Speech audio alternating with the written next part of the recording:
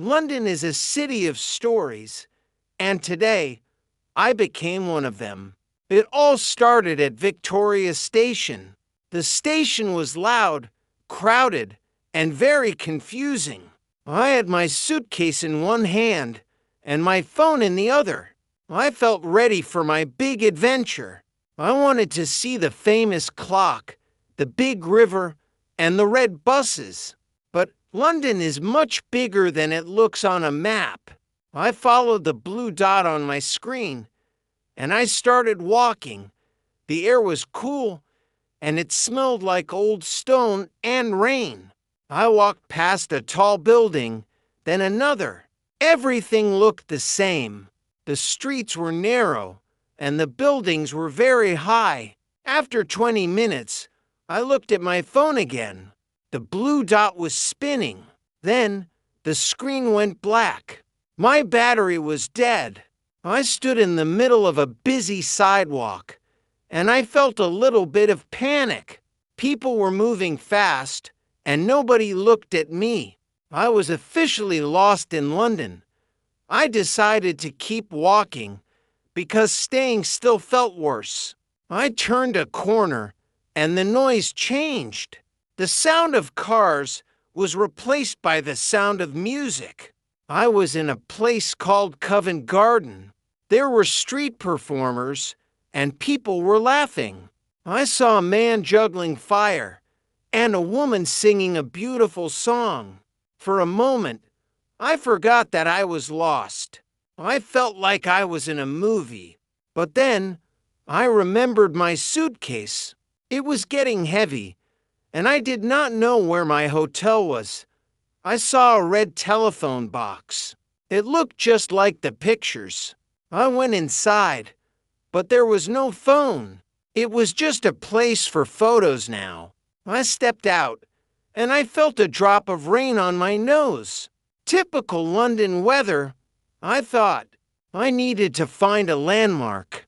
If I could see the river, I could find my way.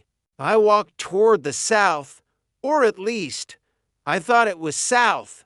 I passed a small shop that sold old books. The windows were dusty, but the books looked interesting. I wanted to go inside, but I had to find my hotel first.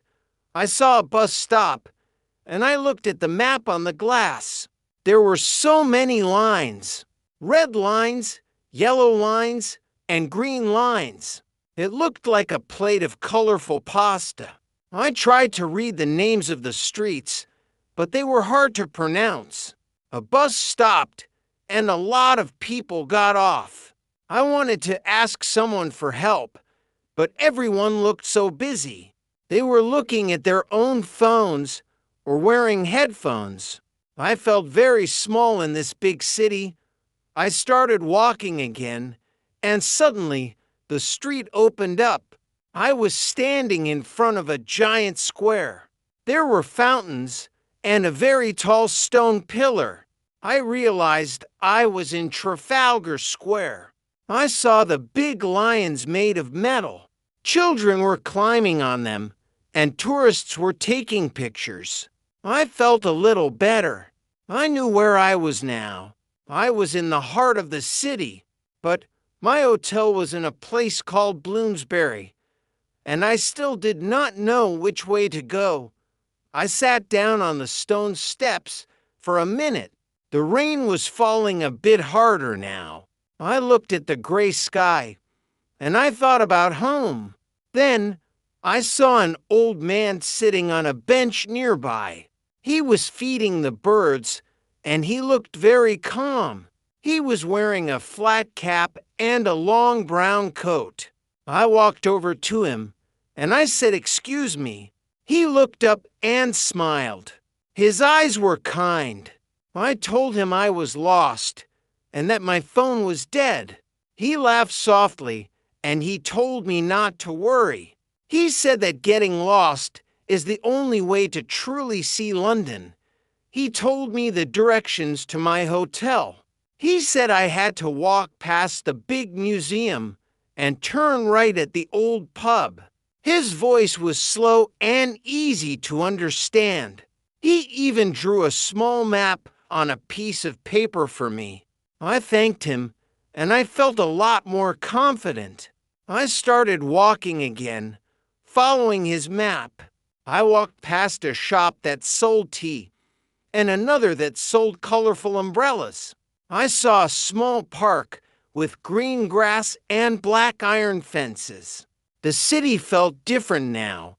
It did not feel scary anymore. It felt like a puzzle that I was slowly solving. As I walked, I saw things I would have missed if I had been looking at my phone. I saw a small cat sitting in a window. I saw a secret garden hidden between two tall buildings. I saw a sign that said this house was hundreds of years old. I realized that the old man was right. When you are lost, you notice the small details. You see the beauty in the corners. I found the old pub he mentioned. It was called the Lamb and Flag. It looked very cozy, and I could hear people talking inside. Finally, I saw a street sign that said Bloomsbury. My heart jumped with joy. I walked down the street, and there it was.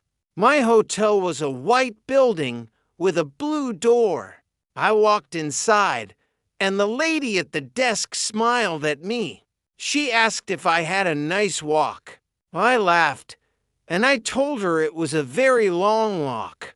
I went up to my room, and I plugged in my phone. When the screen turned on, I had 20 messages from my friends. They were asking for pictures of the city. I looked out of my window at the street below. The streetlights were coming on, and the city was glowing. I was tired, and my feet were sore, but I was happy. I came to London to see the sights, but I ended up seeing much more. I saw the kindness of a stranger. I saw the hidden magic of the streets. I learned that I could take care of myself, even when things went wrong. Tomorrow, I will go to the British Museum. I will go to the London Eye, and I will see the bridge that opens up. But I will not worry if I take the wrong turn. I will not be afraid if my battery dies again, because now I know that being lost is just another word for discovery. London is a big, busy, and loud city. It can be overwhelming for a traveler, but if you take a deep breath and look around, you will find your way, and you might find something even better than what you were looking for. I lay down on the bed, and I listened to the sound of the city outside, the distant sirens, the hum of the buses, and the rain on the window. It was a beautiful song. I closed my eyes, and I smiled. I was no longer a stranger in a strange land. I was a part of the story. My first day in London was a disaster, and yet it was perfect. I am ready for tomorrow. I am ready for whatever happens next. This is the end of my first day, but it is just the beginning of my journey. London, I think we are going to be great friends. I woke up the next morning feeling refreshed. The sun was shining through the curtains. I took my map, but I put it in my bag. I decided to walk without a plan for a while.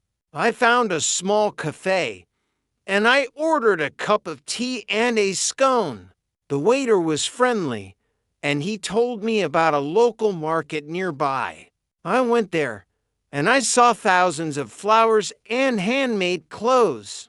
I bought a small postcard to send to my parents. I wrote on it that I got lost, and it was the best thing that happened to me.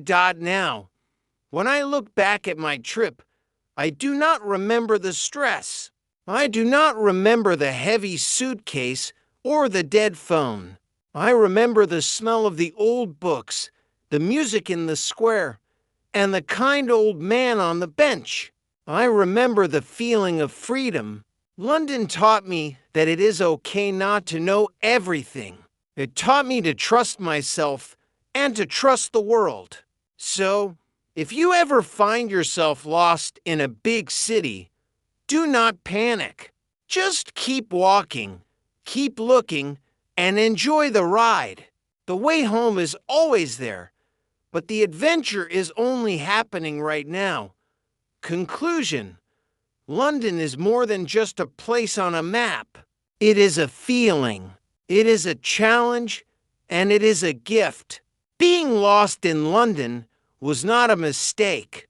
It was the start of my real travel experience. I hope everyone gets a little bit lost sometimes, because that is where the best stories are found.